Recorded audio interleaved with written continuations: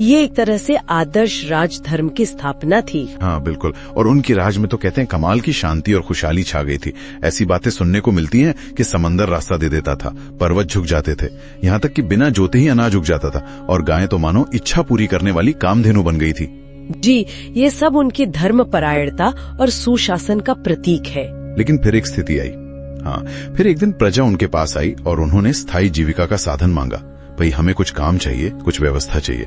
इस पर पृथु पहले तो थोड़े क्रोधित हुए, अपना धनुष बाण उठाया और पृथ्वी के पीछे दौड़े, उसे दंड देने के लिए कि वो अन्न क्यों नहीं दे रही है। पृथ्वी डर गई और कहते हैं गाय का रूप धरकर भागी। ये एक नाटकीय मोड़ है। जी।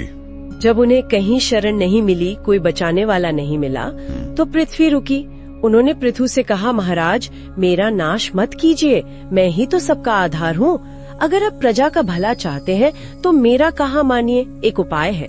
उन्होंने कहा, मुझे एक बछड़ा दीजिए जिसके स्नेह से मैं दूध दे सकूं, और मुझे समतल कीजिए ताकि मेरा पोषण, मेरा दूध सब तक बराबर पहुँचे। ये संवाद बहुत बहुत दिलचस्प है। यहाँ शासक सिर्फ आज्ञा नहीं दे रहा है। हाँ बिल्कुल, वो सुन रहा है, कृति की बात सुन रहा है। इसका क्या महत्व है? ये बहुत महत्वपूर्ण है। ये दिखाता है कि शासक का क्रोध अब सहयोग में बदल रहा है। पृथु ने पृथ्वी की बात मानी, उन्होंने क्रोध त्यागा, उपाय पे ध्यान दिया और पृथ्वी को पुत्री रूप में स्वीकार किया। इसी कारण वो पृथ्वी कहलाई। फिर अपने धनुष की नोक से, कहते हैं, पहाड़ों को हटाकर, तोड़कर भूमि को समतल किया, खेती योग्य बनाया। ये विनाश नहीं था, ये सृजन का रास्ता था, एक तरह का री इंजीनियरिंग।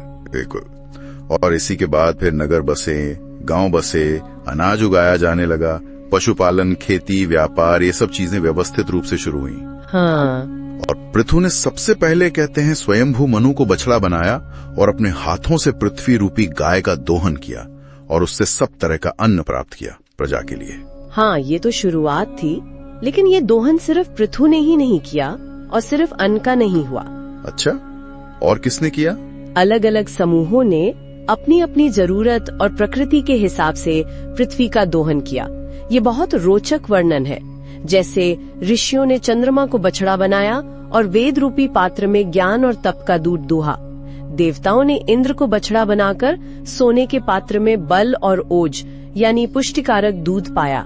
पितरों ने यम को बछड़ा बनाकर चांदी के पात्र में स्वधा रूपी दूध प्राप्त किया। अरे वाह, मतलब अलग अलग जरूरतें, अलग अलग परिणाम। बिल्कुल। नागों ने तक्षक को बछड़ा बनाकर विष रूपी दूध दुहा। असुरों ने विरोचन को बछड़ा बनाकर लोहे के पात्र में मायामय दूध प्राप्त किया। पर्वतों ने हिमवान को बछड़ा बनाकर